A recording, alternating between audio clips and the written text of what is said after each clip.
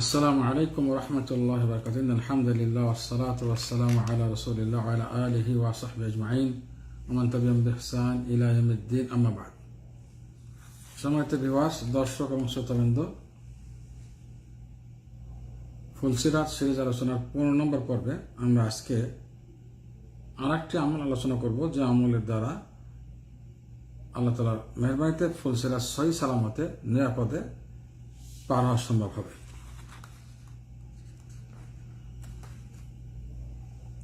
এমন আমল একটি, আমরা 4টি আমল আগে উল্লেখ করেছি। পঞ্চম আমলটি ফুলসিরাত সহি সালামতে নিরাপদে পার হওয়ার জন্য এবং আযাব ছাড়া, ফুলসিরাতের কঠিন অবস্থার শিকার হওয়া ছাড়া পার হওয়ার আরেকটি আমল হলো বেশি বেশি করে রাসূলুল্লাহ সাল্লাল্লাহু আলাইহি ওয়াসাল্লামের উপরে সালাত আদায় করা, অর্থাৎ মহানবী সাল্লাল্লাহু আলাইহি ওয়াসাল্লামের উপর দুরূদ শরীফ পড়া, সালাতুন নবী যেটাকে বলা হয়। রাসূলুল্লাহ সাল্লাল্লাহু আলাইহি ওয়াসাল্লামের উপরে সালাত অর্থাৎ দুরূদ শরীফ পড়া বেশি বেশি করে। কারণ মহানবী সাল্লাল্লাহু আলাইহি ওয়াসাল্লাম হাদিসের ইরশাদ অনুসারে আমরা পাচ্ছি, যে ব্যক্তি রাসূলুল্লাহ সাল্লাল্লাহু আলাইহি ওয়াসাল্লামের উপর বেশি বেশি দুরূদ পড়বে, ওই ব্যক্তি মহানবী সাল্লাল্লাহু আলাইহি ওয়াসাল্লামের সবচেয়ে বেশি কাছের হবে। কিয়ামতের মাঠে মাজলিস বা বৈঠকের দিক থেকে সবচেয়ে কাছে বসবে এবং আল্লাহ রাসূলের সুপারিশ ব্যক্তি কিয়ামতের মাঠে পাবে ইনশাআল্লাহ তাআলা।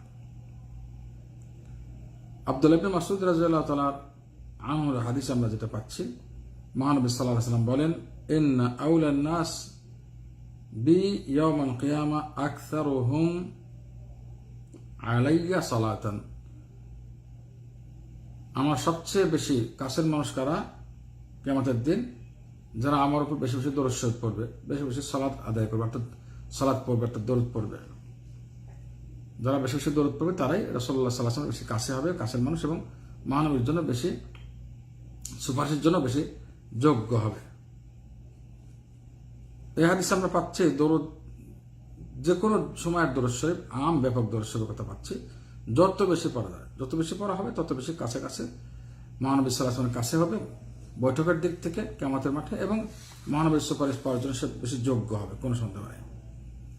এটা দরুদ শরীফ ব্যাপকভাবে যে কোনো সময় দরুদ শরীফ পড়া যায়। আর একটা আমল আছে দরুদের, সেটা হলো বিশিষ্ট ওয়াক্ত সময়ে বিশিষ্ট নির্দিষ্ট সংখ্যায় দরুদ পড়া। এটাও একটা আমল।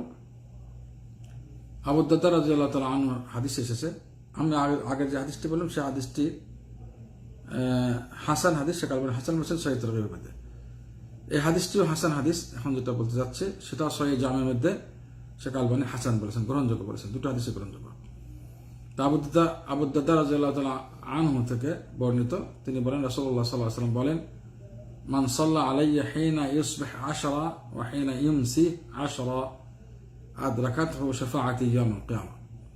তিনি বলেন, রাসূলুল্লাহ সাল্লাল্লাহু আলাইহি ওয়াসাল্লাম ইরশাদ করেন যে ব্যক্তি সকালে এবং বিকালে, অথবা সকালে এবং সন্ধ্যায়, সন্ধ্যা বলুন বিকাল বলুন, আসরের পর থেকে নিয়ে যে কোনো সময়, বিকাল এবং সন্ধ্যা, সকালে এবং বিকালে যে ব্যক্তি 10 বার করে দরুদ পড়বে আমার উপর, সে ব্যক্তি কিয়ামতের মাঠে আমার সুপারিশ পাবে। সুবহানাল্লাহ। সে ব্যক্তি কিয়ামতের মাঠে আমার সুপারিশ পাবে, মহানবীর সুপারিশ পাবে সে ব্যক্তি। তাহলে বেশি বেশি দরুদ শরীফ পড়া, এবং ওই যে যত বেশি পড়া হবে তত বেশি মহানবীর কাছে, যারা মহানবীর কাছে থাকবে তারা দ্রুতগামে আগাবে, ফুলসিরাতের উপর দিয়ে যাবে। এজন্য তো মহানবীর কাছে তারা হবে, তারা ইনশাআল্লাহ নিরাপদে পার হতে পারবে বলেই রাসূলের কাছে তারা হবে। এজন্য বেশি বেশি দরুদ শরীফ পড়া। যদি না পড়া হয়, তার দ্বিতীয় পর্যায়ে যেটা বলা হয়েছে, সেটা নির্দিষ্ট সংখ্যায় সকালে এবং বিকালে 10 কমপক্ষে ন্যূনতম সংখ্যা এখানে বলা হচ্ছে। 100 বার পড়ুন, সকালে 100 বার, বিকালে 100 বার পড়ুন। আর না হলে সবসময় দরুদ পড়তে থাকুন। আপনারা হাদিসটিতে পেয়েছেন, সে প্রসিদ্ধ উবাই ইবনে কাব রাদিয়াল্লাহু তাআলা আনহু প্রসিদ্ধ হাদিস। যদি মানুষ সবসময় দরুদ পড়তে থাকে, খালি সময়গুলোতে সুন্নতুল আমল, ফরজ এবং সুন্নাত আদায় করে, বাকি সময়গুলো শুধু দরুদ পড়তে থাকে, তাহলে তার দুটো ফায়দা। একটা হলো তার টেনশন মুক্ত হয়ে যাবে সে, আর একটি হলো সে ব্যক্তির গুনাহ সমূহ মাফ হয়ে যাবে। শুধু গুনাহ মাফ হয়ে যাবে, সমস্ত গুনাহ। তাহলে তো সুবহানাল্লাহ, সহজেই নিরাপদে পার হওয়া যাবে ফুলসিরাত ইনশাআল্লাহ। এজন্য বেশি বেশি পড়া, না পারলে 100 বার সকাল বিকালে, না হলে ওই 10 বারের হাদিসটা কমপক্ষে ন্যূনতম 10 বার সকালে, 10 বার বিকালে, এটা পড়লেও রাসূলের সুপারিশ আশা থাকে ইনশাআল্লাহ। কিয়ামতের মাঠে। তবে রাসূলের কাছে হওয়ার জন্য বেশি বেশি তৎপরতা, যত বেশি করবেন তত বেশি কাছে হবেন, এটা মনে রাখবেন। আর রাসূলের কাছে হওয়া মানে নিরাপদে পার হওয়া। বাকি সুপারিশ পাওয়ার ব্যাপারটা, সুপারিশ মনে পাচ্ছেন, কখন পাচ্ছেন সুপারিশ, ফুলসিরাতের উপরে থাকা অবস্থা, পারা অবস্থা নাকি কখন, এই বিষয়গুলো আছে। মহানবী সাল্লাল্লাহু আলাইহি ওয়াসাল্লাম সেখানে বলবেন, এমন উম্মতকে রক্ষা করেন, নিরাপদের ক্ষেত্রে বলবেন, সুপারিশ করবেন। কিন্তু বেশি পড়লে মহানবীর কাছে হওয়া যাবে এবং সম্পূর্ণ নিরাপদে পারা যাবে। না পারলে কমপক্ষে ন্যূনতম সংখ্যাটা অবশ্যই ছাড়বেন না, সকালে 10 বার এবং বিকালে 10 বার।